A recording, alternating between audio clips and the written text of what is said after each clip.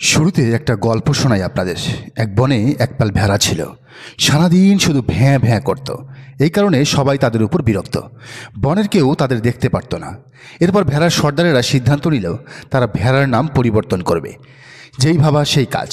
এরপর তাদের বড় সড়ো সমাবেশ হলো। নাম পরিবর্তনের আকিকা হলো। সেখানে বড় বড় গাধা গরু সবাইকে অতিথি করা হলো। তাদের সিদ্ধান্ত অনুযায়ী ভেড়ার নাম রাখা হলো রয়্যাল বেঙ্গল টাইগার। এবার সবাইকে বলে দেয়া হলো, এখন থেকে তোমরা টাইগার। আগের মতো ভ্যাঁ ভ্যাঁ করবে না, কারণ তোমরা ভেড়া না। শত্রু দেখলেই গর্জন করবা। কিন্তু বিশাল অনুষ্ঠান করে টোরেও কোনো কাজ হলো না। নাম পরিবর্তন করার পরেও যখনই তারা মুখ খুলে শুধু ভ্যাঁ ভ্যাঁ শব্দ বের হয়। হালুম আর বের হয় না, বাঘের গর্জন বের হয় না। গতকাল নাগরিক পার্টির ছাত্র সংগঠন বাঘছাসের নাম পরিবর্তন করে জাতীয় ছাত্র শক্তি রাখা হয়েছে। ডাকসুতে শিবিরের সাথে বিশাল ব্যবধানে হারার পর কাদের বাগেরদের বাঘ বানানোর উদ্যোগ নিয়েছে নাহিদ আক্তাররা। সেখানে তারা অতিথি করেছে ছাত্রদল সভাপতি রাকিবুল ইসলাম রাকিবকে। রাকিবের বক্তব্যটা শুনে আসুন।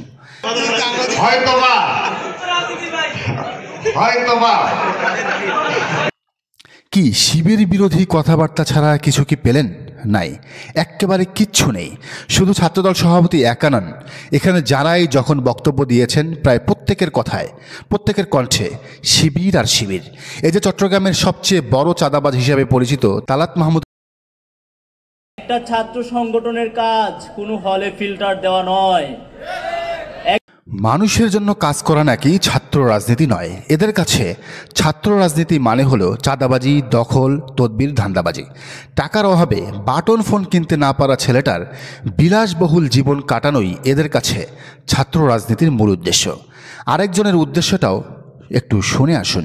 রাজনীতি কেউ ইবনে সিনার 50% ডিসকাউন্টের জন্য করবে না। তো এই সেই ছাত্র শক্তি যা তৈরি হয়েছিল মূলত নুরুল হক নূরের ছাত্র অধিকার পরিষদের সাথে বিদ্রোহ করে। কারণ কি ছিল? তারা নূরের মূল দল গণ অধিকার পরিষদের লেজুর ভিত্তি করবে না। অথচ সেই তারাই রীতিমতো আকিকা করে ঢাক ঢোল পিটিয়ে নাগরিক পার্টির মতো একটা রাজনৈতিক সংগঠনের আদর্শিক লেজুর হিসেবে নিজেদের ঘোষণা দিল। মানে এর চেয়ে দ্বিচারিতা, হিপোক্রেসি কি আর হয়?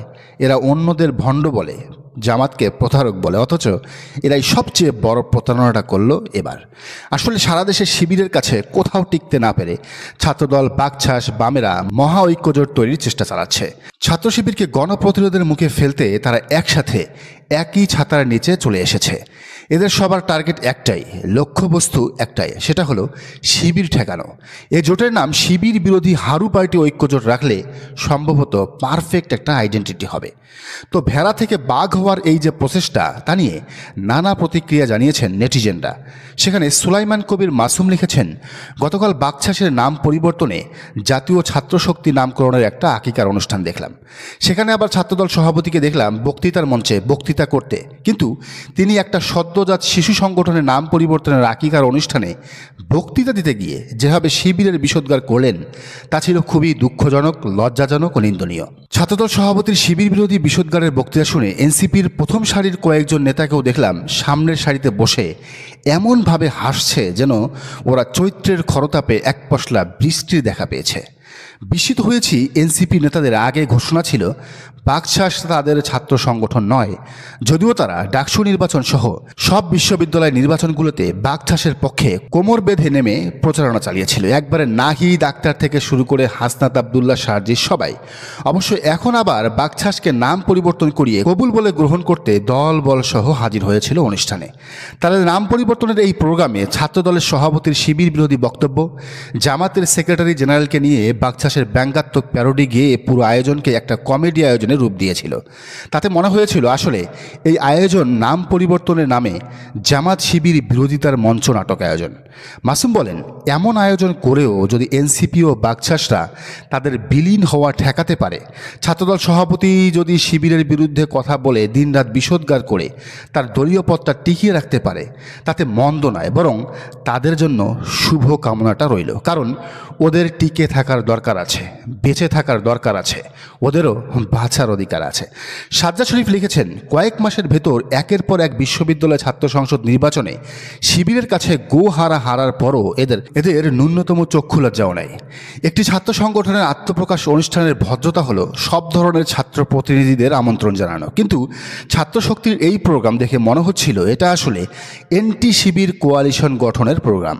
ছাত্রদলের সাথে ছাত্র শক্তির এই পিরিতি কতদিন থাকে তা দেখার বিষয়। ছাত্রদল যখন ক্ষমতা পেয়ে যাবে আর স্বরূপে ফিরে আসবে, তখন ছাত্র শক্তির সাথে কি কি করে তা দেখে বেশ হো হো করে হাসা যাবে। তবে তরুণ অ্যাক্টিভিস্ট মনিরুল মিরাজ একটা দারুণ উপসংহার টেনেছেন এ ঘটনায়। তিনি লিখেছেন, বৈষম্য বিরোধীর কমিটিতে যারা আছো তাদের বলবো, মন খারাপ করো না। এই ছাত্রশক্তি এরপর বৈষম্য বিরোধী নামে ফিরবে।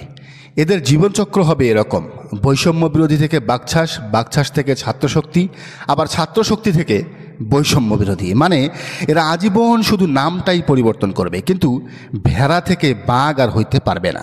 সময় থাকতে এদের উচিত ছাত্র শিবির বিরোধিতা থেকে নিজেদের নামটা কাটানোর, নিজেদের কাজটা মন দিয়ে করা। কিন্তু তারা কি সেটা করবে? দর্শক, আপনার কি মনে হয় জানান কমেন্টের ঘরে।